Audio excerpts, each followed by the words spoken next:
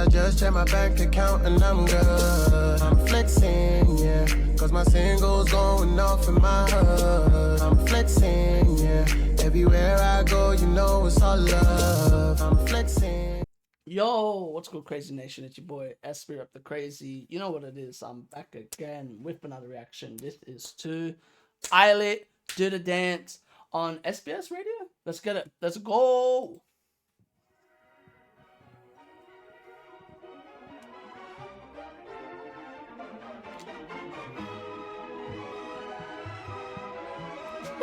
Hero.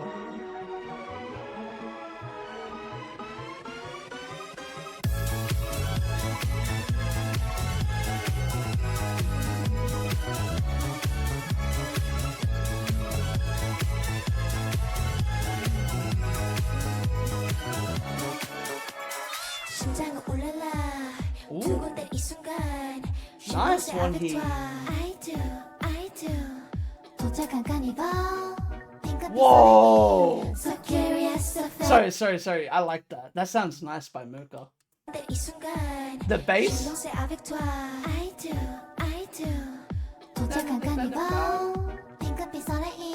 So curious, so fabulous, like a roller coaster.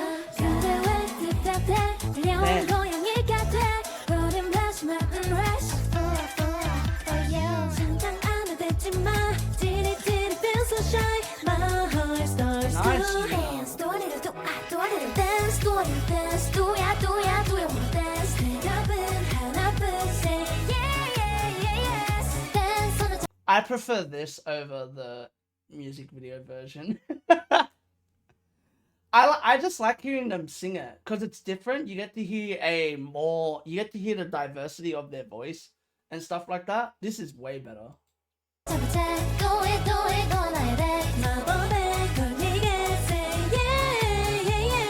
Ooh, nice, Yuna.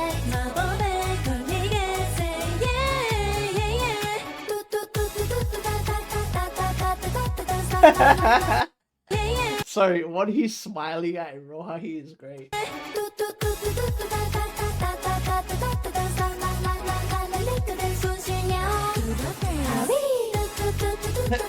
I love that.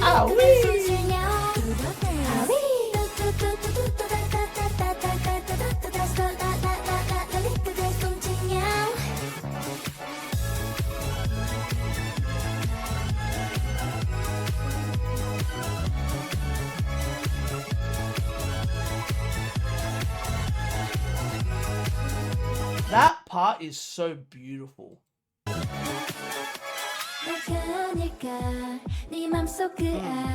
Nice.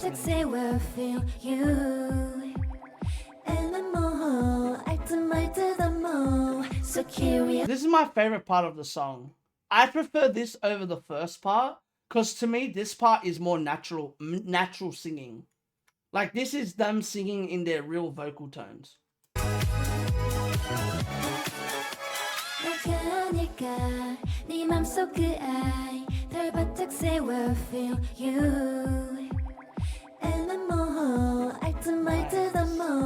So curious, numburaness, like a roller coaster. So curious, numburaness, like a roller coaster.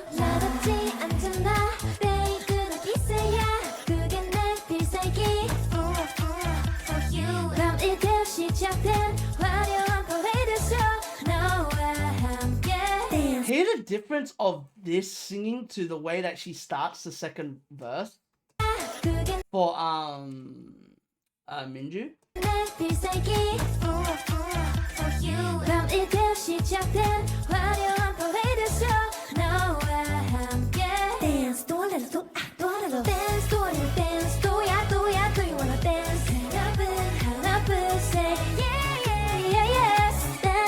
I'm worried for ILLIT.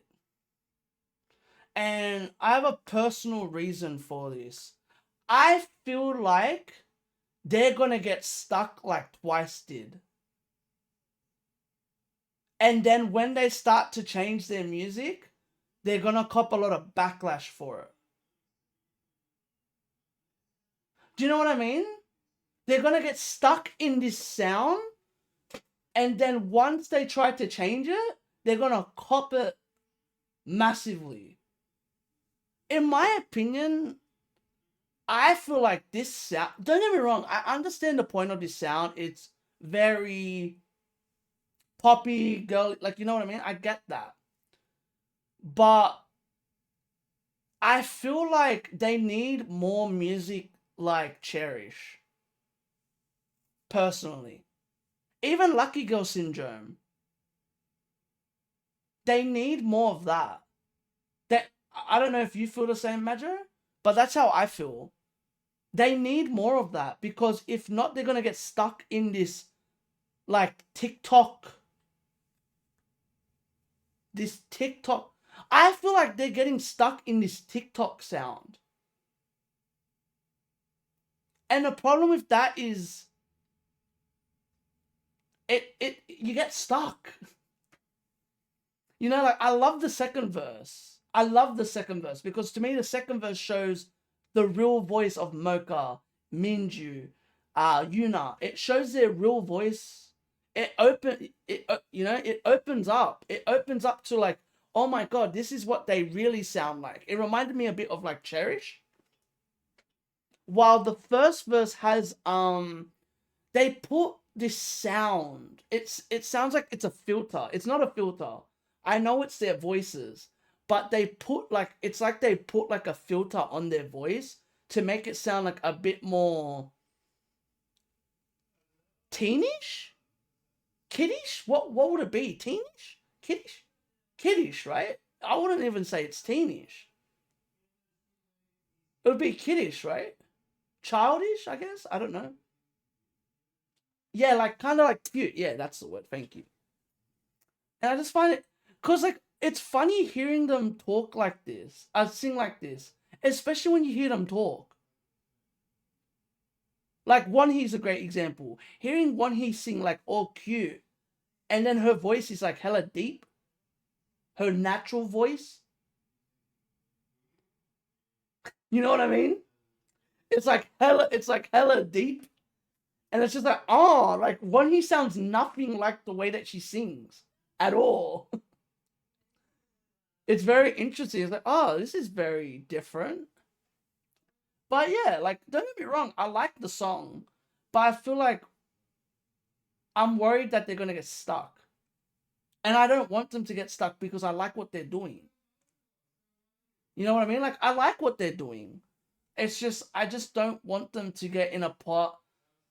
Because when for example, I watched a lot of their interviews, and I remember their interview with Daesung.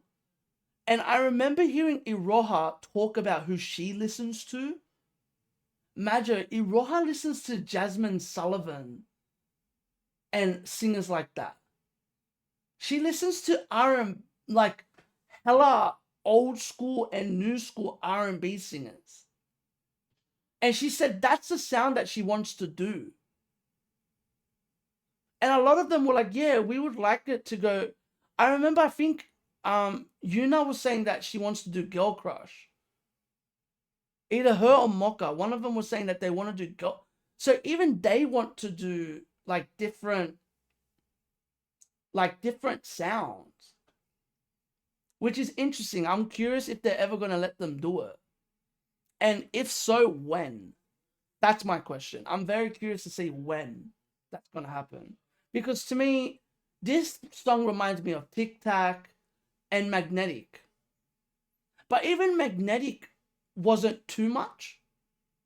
I feel like this song reminds me a lot more of Tic Tac, where it's very it reminds me of a bit over the top. Like, I don't have a problem with it, but I understand the audience. I understand this song isn't my target audience. I understand that. But when I hear the members talk about that they really want to make like real music, it's very interesting to me.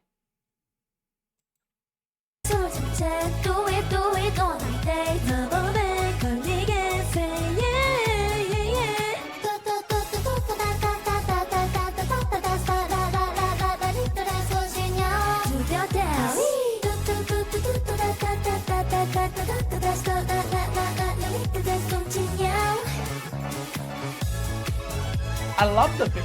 Do you know what's crazy? My thing about this song, that beat is so. I think that's another thing as well. I feel like they use a classic beat for such a simple song. I feel like that's another thing too. I can't imagine. I feel like they could have done something better with this type of instrumental. But it is what it is. I'm keen to hear the B-sides though. ILLIT intrigue me with their B-sides. I've paid attention to their music enough that I know when it comes to their B-sides, they get a bit more creative. So I'm intrigued.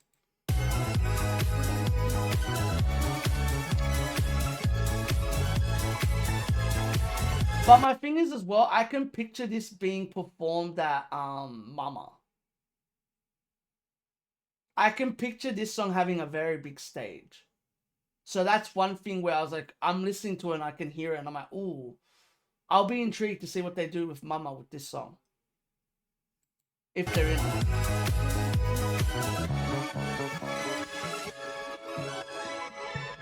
What are you?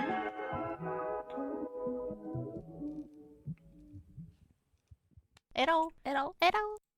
Ooh, that was interesting. Their body language says something very interesting about this song. That's intriguing.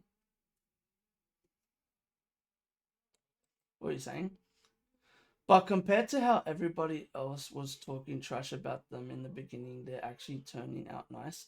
Oh, if you remember, I said that from the get-go. I go, they're overdoing it. I said that from the get-go. I was like, I go, there's no way you can judge them off one song. And plus, I heard the pitch of that song and I knew straight away.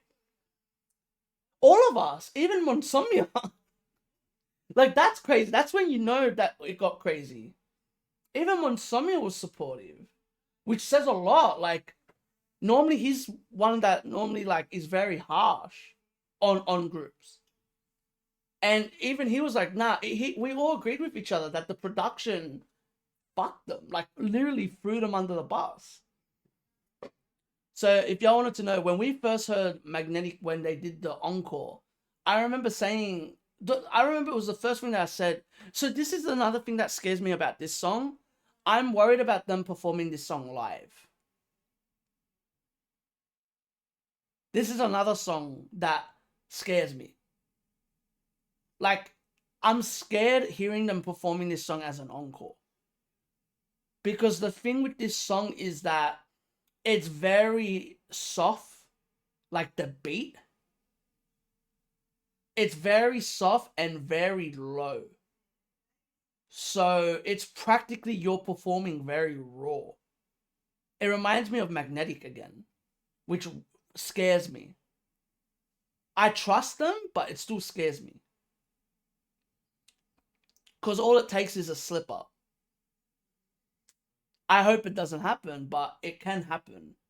And this is my biggest problem with the music that they're getting given. It's the same as Tic Tac.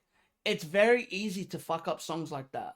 Because I remember watching the recording behind, and I remember listening to Yuna say, when she was talking about singing Magnetic, and she was saying, I don't understand how to sing it because I've never learned how to sing this way. You know what I mean? And that's so interesting to hear from an artist. Like, you know how we always say, normally it feels like the producers make the music for the artists? You know how we've always said that? We've always said that, right? Well, to me, I feel like Lucky Girl Syndrome and what was the other one? Cherish are more their style. Vocally. Like vocally, it suits their style more. You know what I mean? Like, it suits their vocals more. You can tell they enjoy performing it. They enjoy singing it. While this reminds me of Magnetic, where it's more of a performance song instead of... That's another thing. Yeah, it's more of like a performance song. That's what this feels like. It's very more of like a performance song than a vocal singing type song. So I'm intrigued to see. I honestly think they should have 2 title tracks from now on.